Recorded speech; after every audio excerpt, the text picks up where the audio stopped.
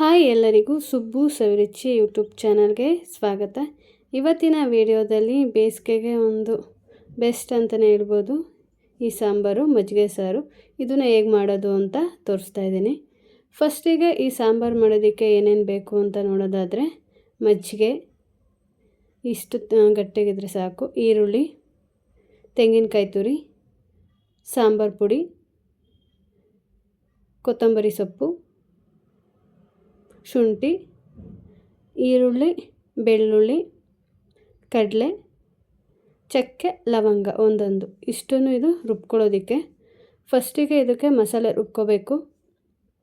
ತೆಂಗಿನಕಾಯಿ ತುರಿ, ಕೊತ್ತಂಬರಿ ಸೊಪ್ಪು, ಶುಂಠಿ, ಚಕ್ಕೆ ಮತ್ತು ಲವಂಗ, ಸ್ವಲ್ಪ ಕಡಲೆ, ಈರುಳ್ಳಿ, ಬೆಳ್ಳುಳ್ಳಿ ಹಾಗೂ ಒಂದೆರಡು ಸ್ಪೂನಷ್ಟು ಸಾಂಬಾರು ಪುಡಿ ಇಷ್ಟನ್ನು ಹಾಕಿ ಒಂದು ಅರ್ಧ ಗ್ಲಾಸಷ್ಟು ನೀರು ಹಾಕಿ ಇದನ್ನು ಸಣ್ಣದಾಗಿ ರುಬ್ಕೋಬೇಕು.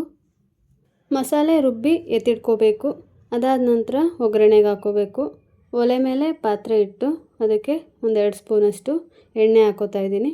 ನಾನಿಲ್ಲಿ ಕೊಬ್ಬರಿ ಮತ್ತು ಕಡಲೆ ಬೀಜ ರುಬ್ಸಿರೋಂಥ ಎಣ್ಣೆನೇ ಯೂಸ್ ಮಾಡ್ತಾಯಿದ್ದೀನಿ.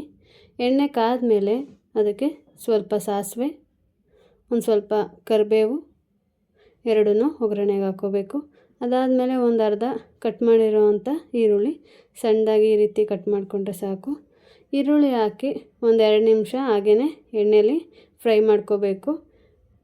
ಇದನ್ನು ಫ್ರೈ ಮಾಡ್ಕೊಂಡು ಆದಮೇಲೆ ನಾವೇನು ರುಬ್ಬಿರೋ ಅಂಥ ಮಸಾಲೆ ಇರುತ್ತೆ ಆ ಮಸಾಲೆನ ಇದಕ್ಕೆ ಹಾಕ್ಕೋಬೇಕು.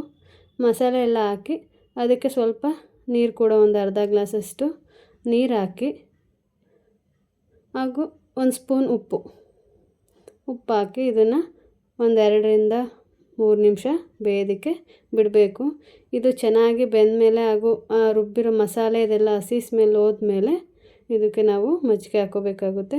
ಅದಕ್ಕೋಸ್ಕರ ಈ ರೀತಿ ಚೆನ್ನಾಗಿ ಕುದಿಸ್ಕೋಬೇಕು. ಇದು ಚೆನ್ನಾಗಿ ಕುದ್ದಾದಮೇಲೆ ಇದಕ್ಕೆ ನಾವು ಮಜ್ಜಿಗೆನ ಹಾಕ್ಕೋಬೇಕು.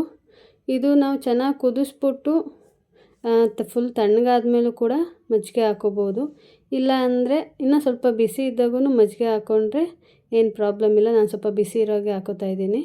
ಆದರೆ ಗ್ಯಾಸ್ ಆನ್ ಇಟ್ಕೊಂಡು ಇದನ್ನು ಕುದಿಸೋದಾಗಲಿ ಆ ಥರ ಏನು ಮಾಡಬಾರ್ದು, ಯಾಕಂದರೆ ಮಜ್ಜಿಗೆ ಒಡೆದೋಗ್ಬಿಡುತ್ತೆ. ಅದಕ್ಕೋಸ್ಕರ ಗ್ಯಾಸ್ ಆಫ್ ಮಾಡಿ ಫುಲ್ ತಣ್ಣಗಾದ್ಮೇಲೆ ಆದರೂ ಹಾಕ್ಕೋಬೋದು. ಸ್ವಲ್ಪ ಬಿಸಿ ಇದ್ದಾಗ ಹಾಕ್ಕೊಂಡ್ರೆ ಏನಾಗಲ್ಲ, ಚೆನ್ನಾಗಿರುತ್ತೆ.